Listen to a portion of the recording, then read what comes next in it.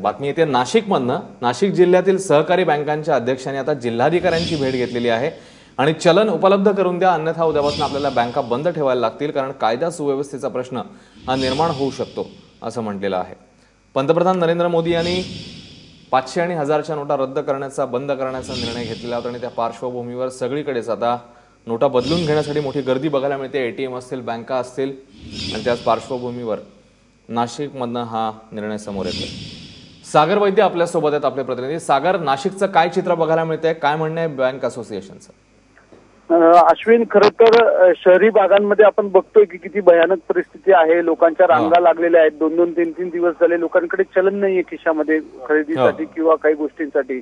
परंतु ग्रामीण भागातलं चित्र याच्याही पेक्षा भीषण आहे, कारण मुख्यतः आपण लक्षात घेतलं पाहिजे की ग्रामीण भागामध्ये नॅशनलाइज बँका या अगदी नगण्य किंवा कमी प्रमाणात आहे।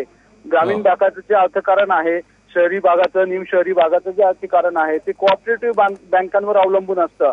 परंतु दुर्दैवानं नॅशनलाइज बँकांकडून या बँकांना जे आहे तो व्यवस्थित पतपुरवठा केला जात नाही।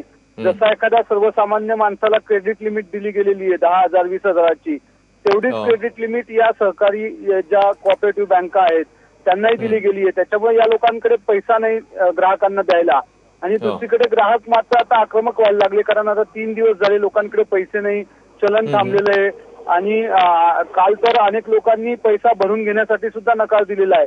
त्याच्यामुळे नेमकं काय करायचं याच्याबद्दल एक द्विधा मनस्थिती ग्रामीण जनतेमध्ये पाहायला मिळतीये। साहजिकच याचा रोष जो आहे तो बँकांना सोसावा लागतोय आणि उद्यापर्यंत जर याच्या संदर्भातला योग्य तो निर्णय झाला नाही तर कायदा सुव्यवस्थेचा प्रश्न निर्माण होऊ नये यासाठी बँकाच आम्ही बंद करतो, अशा पद्धतीचा पवित्रा जो आहे तो या सर्व बँक असोसिएशनने घेतलेला आहे।